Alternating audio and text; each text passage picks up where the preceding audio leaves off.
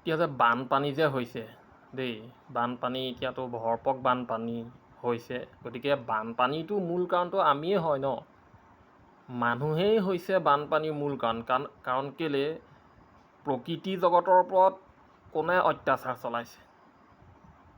প্ৰকৃতি জগতৰ ওপৰততো আমিয়ে অত্যাচাৰ চলাইছোঁ।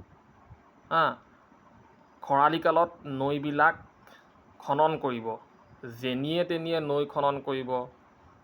তাৰপৰা আৰু বহুতো কাৰণ আছে।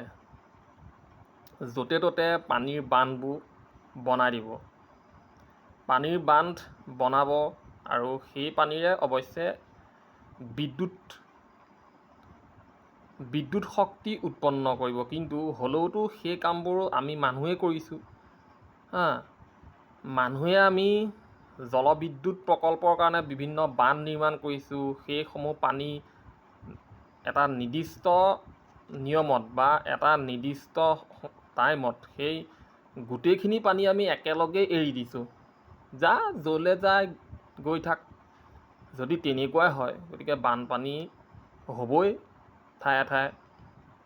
আৰু খৰালি কালত নৈসমূহ খনন হয়, যেনিয়ে তেনিয়ে খনন হয়। এই তেনেকুৱাবোৰ কাৰণতে অসমত বানপানী সৃষ্টি হৈ আছে। মানে বিশেষভাৱে ক'বলৈ গ'লে প্ৰকৃতি জগতখনক আমি সদায় সুৰক্ষিতভাৱে ৰাখিব লাগে। যেনেকৈ গছ থাকিলেহে মানুহ থাকিব। মানে প্ৰকৃতি জগতৰ ওপৰত আমি অত্যাচাৰ চলাবলৈ আমি যাব নালাগে। আমাৰ আমাৰ প্ৰয়োজনৰ কাৰণে আমি প্ৰকৃতি জগতখন আমি অত্যাচাৰ কেতিয়াও চলাব নালাগে। সেইটোৱে হৈছে মূল কথা। যদি প্ৰকৃতি জগতখনক আমি মৰম কৰোঁ, তেতিয়া প্ৰকৃতিয়েও আমাক মৰম কৰিব।